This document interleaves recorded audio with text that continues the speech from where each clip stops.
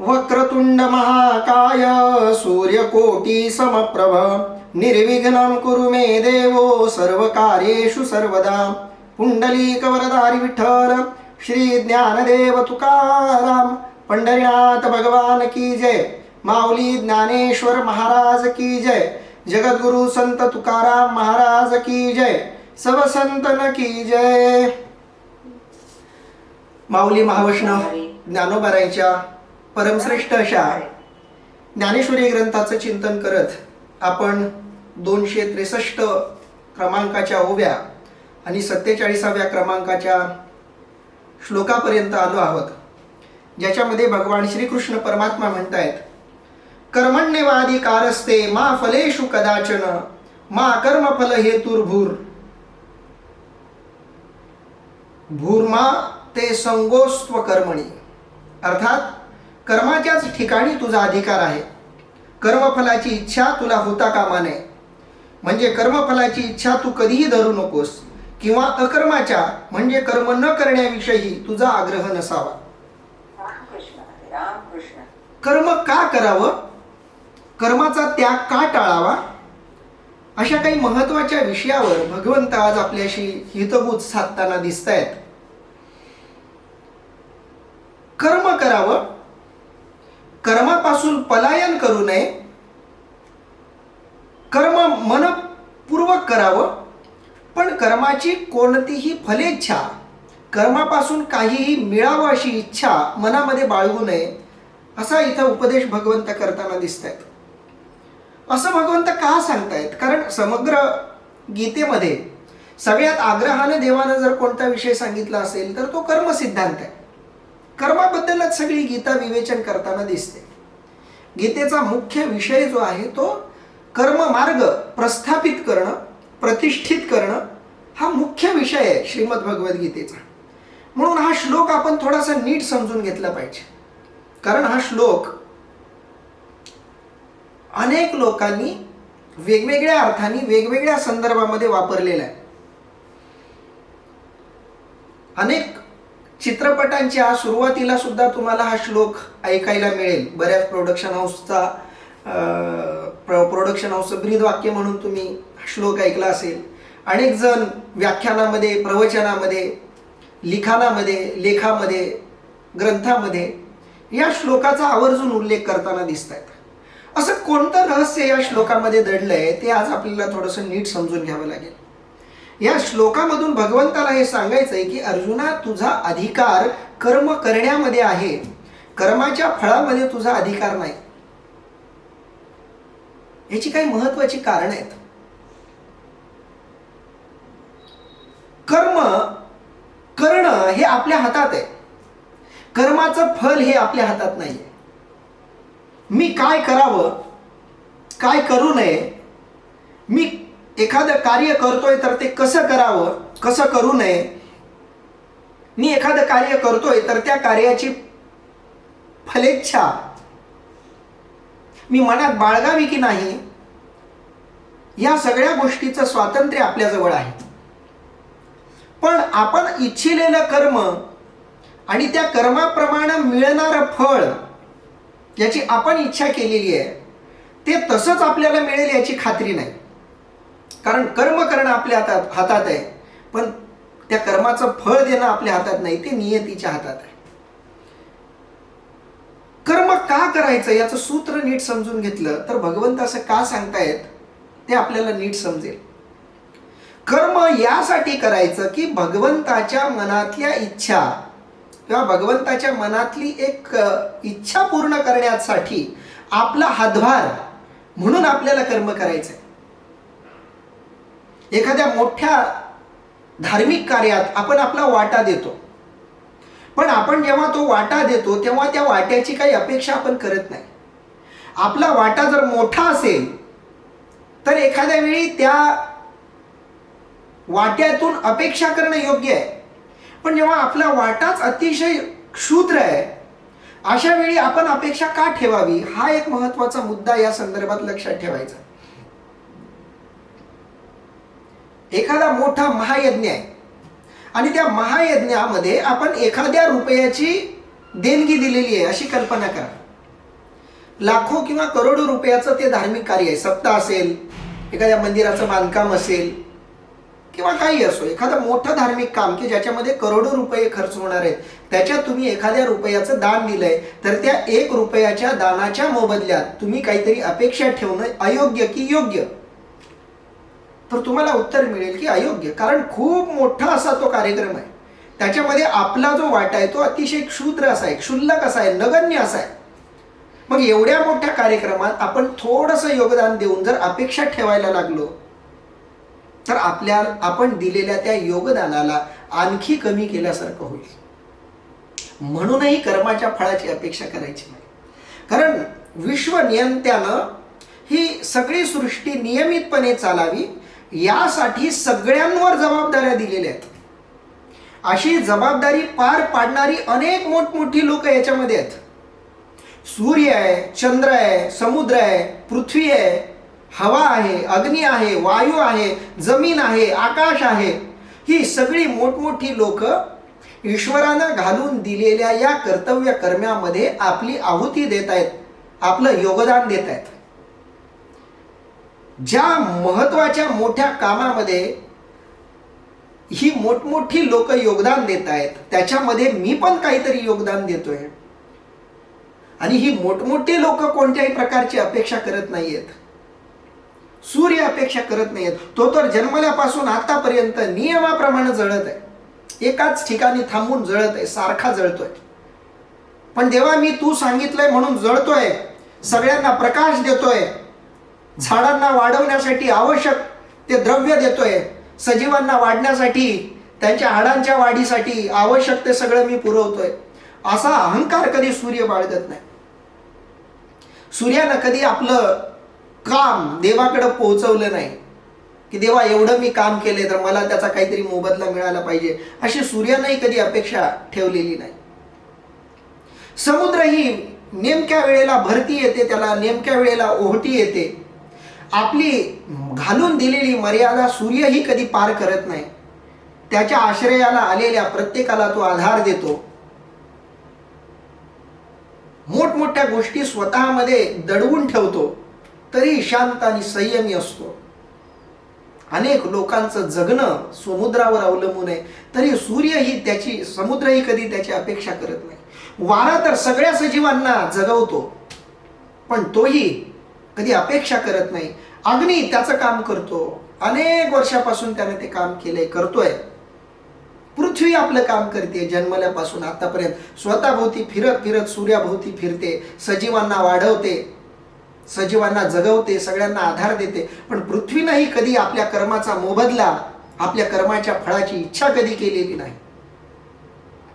आकाशानेही कधी सगळ्यांना आश्रय देण्याचं काम केलं, पण कधी काही अपेक्षा ठेवली नाही. एवढ्या मोठमोठ्या लोकांनी भगवंताच्या, सृष्टीकर्त्याच्या, ईश्वराच्या, परमात्म्याच्या, प्रकृतीच्या या प्रक्रियेमध्ये स्वतःचं योगदान दिलेलं आहे, स्वतःच्या कर्माचं योगदान दिलंय. पण यातल्या कोणत्याही अस्तित्वानं त्याच्या बदल्यात काही मागितलेलं नाही. त्यांच्या तुलनेत तर आपण काय करतोय? आपलं आयुष्य ते किती, समुद्राचं आयुष्य किती, पृथ्वीचं आयुष्य किती, सूर्याचं आयुष्य किती. मी मोठी उदाहरणं याच्याकरता घेतली की मोठे देणगीदार एकदा कळले की छोटे देणगीदार गप्प बसतात. माणसाला अपेक्षा असते थोडंफार काही दिलं की माझं नाव आलं पाहिजे, पण जेव्हा कळतं की ज्यांनी लाखाच्या वर देणगी दिली त्यांचंच नाव वाचलं जाणार आहे, हजारो वगैरे देणगी देणाऱ्यांचं नाव वाचलंही जाणार नाही, मग आपण तर 1 रुपया दिलाय, मग आपण आपोआप गप्प बसतो. भगवंत इथं गप्प करतायत. अर्जुनाच्या फळाच्या अपेक्षेला निरर्थक ठरवतायत, अयोग्य ठरवतायत. तू फलेच्छा धरू नको हे समजून सांगण्याचा प्रयत्न करतायत. तोच विषय थोड्या वेगळ्या भाषेत आपण विचारात घेतोय. एवढ्या मोठमोठ्या लोकांनी कर्माच्या प्रक्रियेमध्ये आपलं योगदान दिलंय आणि एवढ्या वर्षापासून एवढं मोठं योगदान देऊनही त्यांनी त्या बदल्यात काही मागितलं नाही. कारण सूर्याला माहिती आहे की माझ्यासारखे अनंत सूर्य याच्यामध्ये सहभागी आहेत, मी एकटा नाही. पृथ्वीलाही माहिती आहे की माझ्यासारख्या अनंत पृथ्वी या प्रक्रियेमध्ये आहेत, मग मी कोण योगदान देणारी. समुद्राला माहिती आहे की जेवढ्या पृथ्वी आहेत त्या सगळ्या पृथ्वीवर समुद्र आहे, मी योगदान देणारा कोण.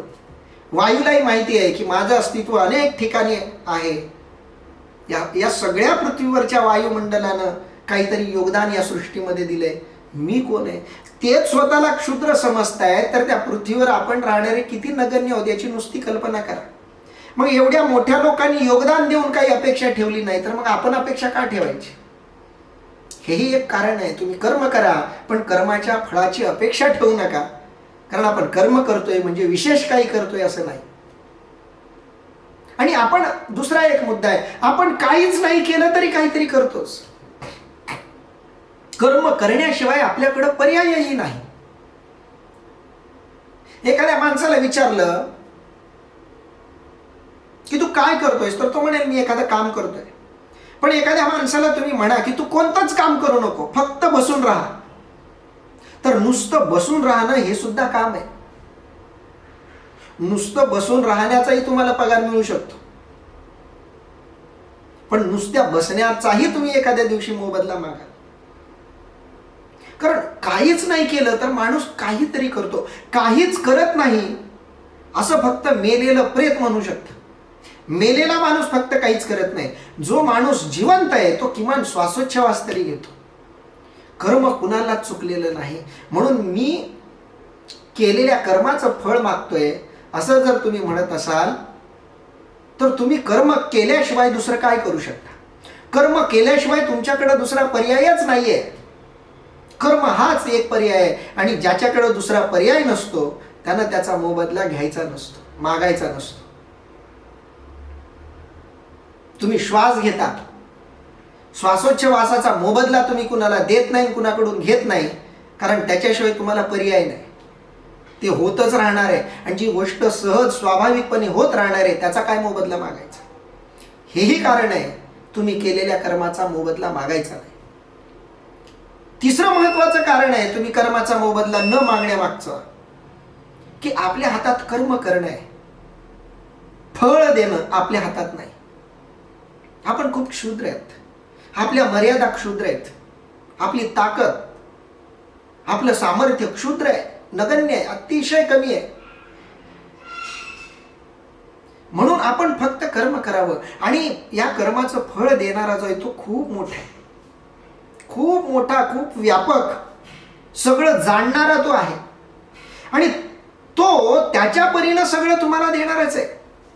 म्हणून तुम्ही तुमची अपेक्षा मध्ये घालून एवढ्या मोठ्या प्रकृतीला स्वतःच्या कवेत आणण्याचा प्रयत्न करताय, हा वेडेपणा आहे. बघा, पाणी पडतं, आपण पाण्याचा आपल्याला होईल तसा उपयोग करू शकतो, पण आपण आपल्याला हवं तेव्हा पाणी नाही पाडू शकत. तुम्हाला भिजावंसं वाटलं पावसात, म्हणून तुम्ही पावसाला म्हणू शकत नाही की पावसा ये आणि मला भिजव. तुम्हाला भिजायची इच्छा आहे, जेव्हा पाऊस पडेल तेव्हा पावसात जा आणि भिजा, तेव्हा तुमची इच्छा पूर्ण होईल. पण मला आता भिजावं वाटतंय म्हणून भर उन्हाळ्यात किंवा भर पावसाळ्यात किंवा भर हिवाळ्यात कधीही तुम्ही त्या पावसाला बोलवत असाल आणि पाऊस येईल अशी अपेक्षा ठेवत असाल, तर तो तुमचा मूर्खपणा आहे, तुमचा वेडेपणा आहे. कारण पाणी पडणं आपल्या हातात नाही. पाणी पडण्यासाठी खूप मोठी प्रक्रिया व्हावी लागते. समुद्राला त्यात योगदान द्यावं लागतं, सूर्याला त्यात योगदान द्यावं लागतं, आकाशाला त्यात योगदान द्यावं लागतं, हवेला त्यात योगदान द्यावं लागतं. या सगळ्या लोकांनी मिळून वेगवेगळ्या वेळी वेगवेगळं कार्य, वेगवेगळी प्रक्रिया केली तर पाणी पडतं. म्हणून तुम्ही तुमची इच्छा व्यक्त केली, आणि समजा तुमची ती इच्छा व्यक्त करायचं असं देवानं ठरवलंच, तरी देवाला किती लोकांना कामाला लावावं लागेल तुमची क्षुद्र इच्छा पूर्ण करण्यासाठी. समुद्राला कामाला लावावं लागेल. पाणी पाडायचं म्हणजे काय नुसतं शावर लावलं म्हणजे पाणी पडलं असं नाही. तुम्हाला खूपच पाण्यात भिजायचं असेल तर घरात शावर लावा आणि भिजा. पण तुम्हाला पावसाखाली भिजायचं असेल तर ती प्रक्रिया सोपी नाही. कर्म करा, कर्म आपल्या हातात आहे, निष्ठेनं करा, पण त्या कर्माचं फळ देणं तुमच्या हातात नाही. कारण कर्माचं फळ देणारी शक्ती अतिशय मोठी आहे, आणि ती फळ देते, तिच्या पद्धतीनं देते. आपण वाट बघायची, जसं पाण्याची वाट बघतो, जसं सकाळच्या कोवळ्या उन्हाची वाट बघतो. मी रात्री सकाळच्या कोवळ्या उन्हाचा आनंद घेईल आणि मला रात्रीच सकाळचं कोवळं ऊन हवंय अशी अपेक्षा ठेवली तर तो मूर्खपणा आहे. छान अशी थंडीच्या दिवसात सकाळ आली, छानपैकी आपण उन्हाला बसलो आणि हवा खायला लागलो. सूर्यानं दिलेलं ते फळ आहे आपल्याला. वाट बघितल्याचं, आपण बाळगलेल्या संयमाचं ते फळ आहे. अपेक्षा केली म्हणून सूर्य तुम्हाला काही देणार नाही, पण कधी कधी अपेक्षा न करताही तुम्हाला जे हवं ते तो देणार आहे. हवा देणार आहे, पाणी देणार आहे, सगळं काही तुम्हाला अपेक्षा न करता मिळणार आहे. म्हणून अपेक्षा ठेवून तुम्ही त्या मोठ्या अशा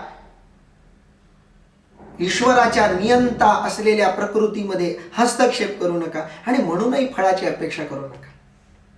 हे तिसरं कारण. चौथं महत्वाचं कारण आहे तुम्ही फळाची अपेक्षा न करण्यामागचं.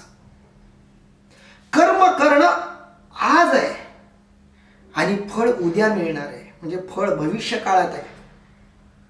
आणि माणूस कधीच भविष्य काळात जगत नसतो. भविष्य काळाच्या केवळ कल्पना फक्त येत असतात. माणूस जगतो फक्त वर्तमान काळ. भूतकाळ आणि भविष्य काळ या केवळ कल्पना आहेत.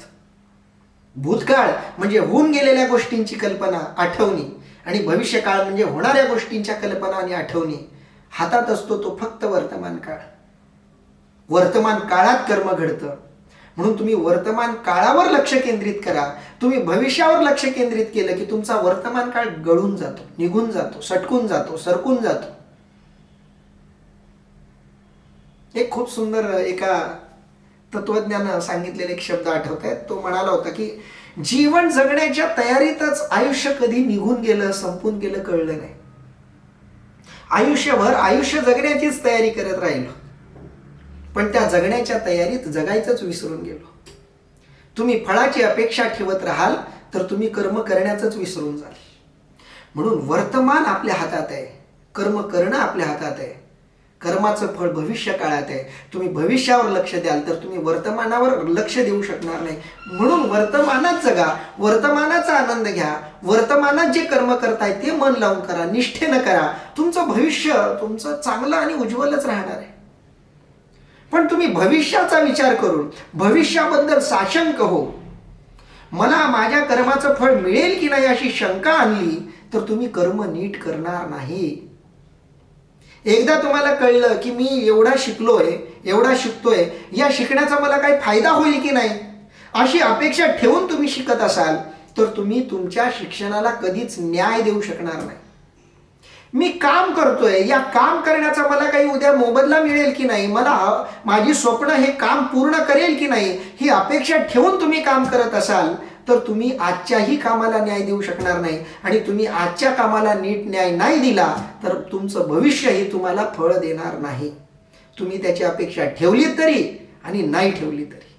आणि म्हणून कर्मावर लक्ष केंद्रित केलं तर ते कर्म तुमचं भविष्य, तुमचं फळ स्वतः ठरवणार आहे.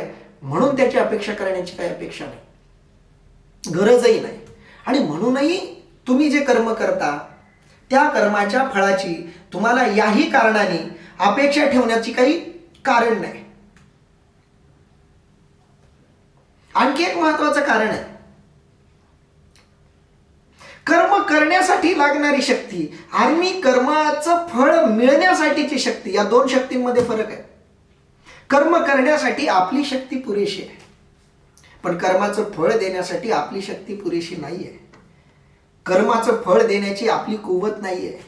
कर्माचं फळ मागण्याची सुद्धा आपली त्यामुळे पात्रता नाहीये. आणि म्हणून फक्त कर्म करायचं, कर्माच्या बदल्यात कोणत्याही गोष्टीची अपेक्षा करायची नाही. अर्जुना, तू कर्म कर, तू युद्ध कर, मन लावून युद्ध कर, पण त्याच्या बदल्यात काहीतरी मिळेल ही अपेक्षा करू नको. काहीतरी मिळेल म्हणून युद्ध करू नको. म्हणून भगवंत सांगतायत कर्माच्या ठिकाणी तुझा अधिकार आहे, कर्मफळाची इच्छा तुला होता कामा नये. म्हणून कर्माच्या फळाची इच्छा बाळगू नकोस आणि अकर्माच्या म्हणजे कर्म न करण्याविषयी आग्रह धरू नकोस. हे सगळं करण्याऐवजी मग मी कर्मच करणार नाही असंही म्हणू नकोस. कारण तू कर्म करणार नाहीस असं जरी म्हणालास तरी तू कर्मच करणार आहेस. कर्म केल्याशिवाय पर्याय नाही. तू युद्ध सोडून निघून गेलास, तू म्हणतोस मी संन्यास धारण करील, तर संन्यास धारण करणं हेही कर्मच आहे. युद्धातून पळून जाणं हेही कर्मच आहे. पण ते तुझ्या स्वभावाला न पटणारं कर्म आहे. ते कर्म तुला दुःख देणार आहे, तुला याच जन्मात नरक यातना देणार आहे. म्हणून तुला ज्या कर्मात आनंद मिळतोय ते कर्म तू निवडलंयस. तुम्ही जे कर्म आज करताय ते तुम्ही निवडलेलं कर्म आहे. तुमच्या पुढे अनेक पर्याय होते, पण त्या पर्यायामधून तुम्ही ते कर्म निवडलंय. तुम्ही ती नोकरी निवडली असेल, तुम्ही व्यापार धंदा निवडला असेल, तुम्ही जे काही निवडलंय त्याची निवड तुम्ही केलेली आहे.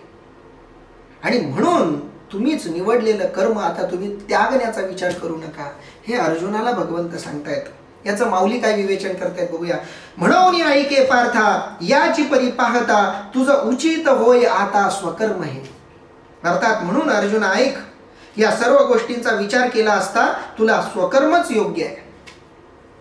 या सगळ्या गोष्टींचा जो आपण विचार केला, या सगळ्या गोष्टींचा विचार भगवंताच्या मनामध्ये, भगवंताच्या डोक्यामध्ये आहे. आणि म्हणून भगवंत सांगतायत की अर्जुना, अरे पूर्ण विचार केल्यावर सुद्धा म्हणून ऐके पार्था, आणि म्हणून पार्था अर्जुना अरे ऐक, याची परी पाहता या सगळ्या गोष्टींचा विचार करून बघितला तर तुझं उचित होय आता. तुला उचित म्हणजे योग्य होईल आता, आत्ता या घडीला तुला योग्य काय आहे तर स्वकर्म हे. तुझं कर्म, तू निवडलेलं कर्म, तुझ्या आवडीचं कर्म, तू आवडीनं निवडलेलं कर्म तू करणं योग्य आहे. याच्यापासून मात्र तू माघार घेऊ नको. आम्ही समस्त ही विचारिले तव ऐसेची हे म्हणा आले, जे न सांडिजे तुवा केले विहित कर्म. अर्थात आम्ही सर्व बाजूंनी विचार केला असता आमच्या मनाला असे वाटले की तू विहित कर्म टाकू नकोस. भगवंत सांगतायत अर्जुना, अरे तुला सांगण्यापूर्वी मी भरपूर विचार केला. भगवंतानं केलेला विचार आहे हा.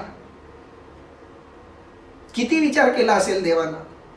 आपल्या परमप्रिय अशा अर्जुनाला, आपल्या बहिणीच्या नवऱ्याला, बहिणीचा नवरा म्हणूनही अर्जुनावर प्रेम आहे, छोटा सखा म्हणूनही अर्जुनावर प्रेम आहे, छोटा बंधू म्हणूनही अर्जुनावर प्रेम आहे, नात्यातला म्हणूनही अर्जुनावर प्रेम आहे, निस्सीम निष्ठावान भक्त म्हणूनही अर्जुनावर प्रेम आहे.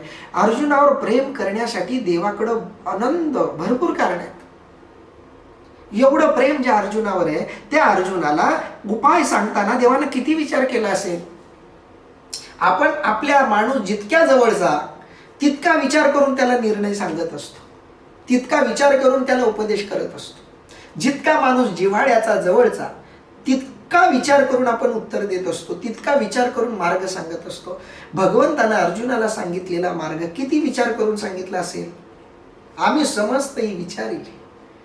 भगवंत सांगतात अर्जुना, मी समस्त विचार केला, सगळ्या गोष्टींचा विचार केला. तेव्हा ऐसेची हे म्हणा आले. तो सगळा विचार केल्यावर माझ्या मनात हेच आलं.